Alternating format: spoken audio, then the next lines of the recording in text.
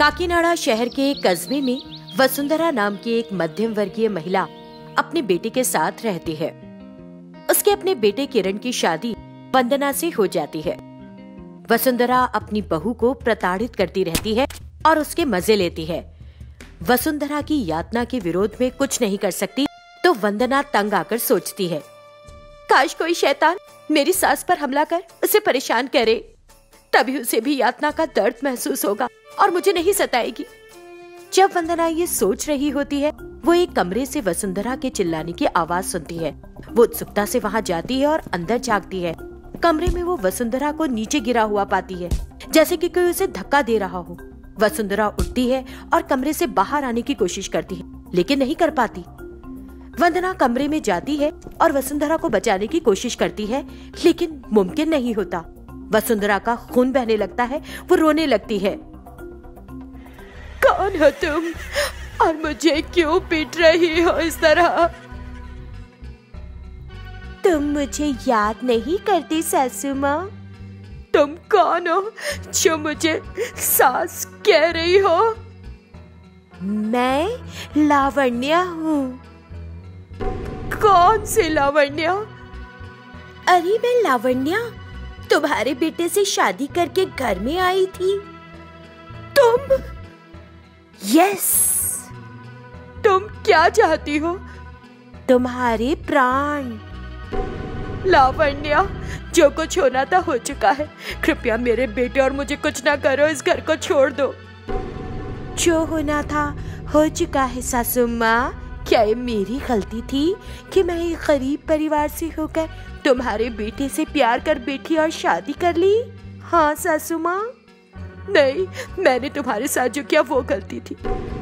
अब इसके लिए तुम पछता नहीं सकती। बहुत देर हो चुकी, कोई फायदा नहीं।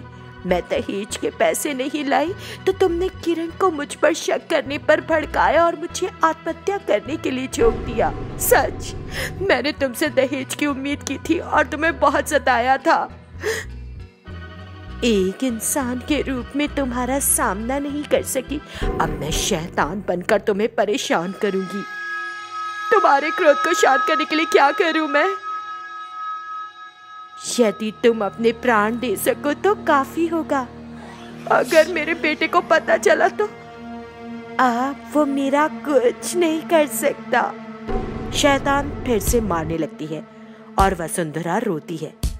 हर दिन शैतान सास को पीटती है और वसुंधरा बर्दाश्त नहीं कर पाती, चिल्लाती रहती है। वंदना शुरू में अच्छा महसूस करती है, लेकिन बाद में उसे वसुंधरा के लिए दुख होने लगता है। वो उसे बचाने का फैसला करती है। वो एक जादूगर के पास जाती है और उसे सब कुछ समझाती है। सब सुनने के बाद जादूगर, कल सुबह मैं आकर उस शैतान को पकड़ लूंगा। इस बीच आप इस नींबू को अपनी सास के कमरे के दरवाजे पर लटका दो। जादूगर वंदना को एक नींबू देता है और वो उसे दरवाजे से बांधने की कोशिश करती है। दरवाजे की ऊंचाई तक नहीं पहुंच पाती और नींबू नीचे गिर जाता है। वंदना नींबू को पकड़ने की कोशिश करती है, लेकिन नहीं पकड़ पाती। शैतान उस पर हंसती है। अगले दिन सूर्योदय के समय जादूगर उनके घर आता है। वो आटे से एक त्रिभुज बनाता है और दो कंकालों को उसके दो तरफ रखता है। वो हल्दी और कुमकुम पाउडर डालता है। आब्राकाडाब्रा हिम फुट कोलकाता काली, उस शैतान को ले आ इधर। जादूगर हल्दी और कुमकुम का चूर्ण फेंकता रहता है। ए जादूगर, तुम मुझे पकड़ नहीं सकते। अरे, क्या तुम जानती भी हो कि तुम किससे बात कर रही हो? हाँ, मुझे पता है। मैं कुत्ते से बात कर रही हूँ जो पैसे का लालची है। ए, मेरे सामने आओ और बात करो। ए, मैं तेरे सामने क्यों आऊं? मैं तुझे अपने सामने खड़ा करूंगी। शैतान जादूगर को उठाती है और उसे फर्श पर फेंक देती है। जादूगर धीरे से उठता है। अरे शैतान, तुम उस बूढ़ी औरत को क्यों सता रही हो? मैं एक अदृश्य शैतान हूँ, लेकिन उसने मानव रूप ले रखा है। उसके अत्याचारों से और औरतों को बचाने के लिए मैं उसका अंत देखूंगी, मार डालूंगी उसे। इतने पहले हुई घटना के लिए द्वेष रखना सही नहीं है।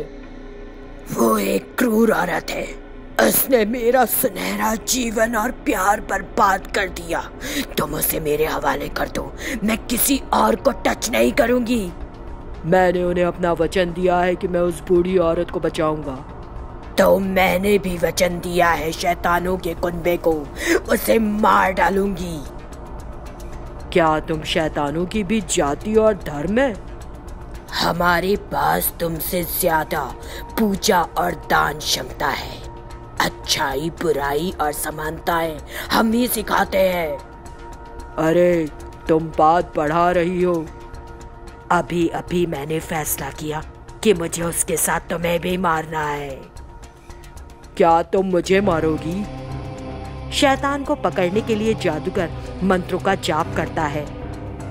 हीम क्रीम रीम प्रेम, आओ मेरे नियंत्रण में आओ। जादूगर मंत्रों का बड़ा जप करने लगता है।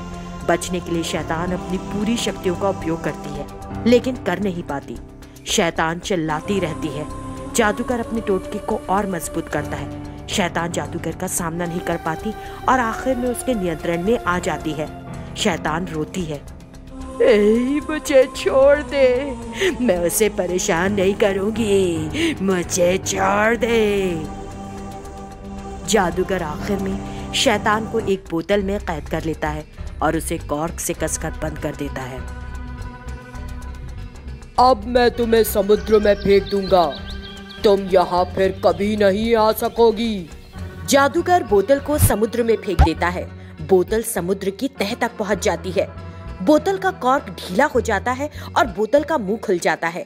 शैतान सिर उठाती है और बोतल से बाहर आ जाती है। ए मेरी एक सास, मैं आ रही हूँ।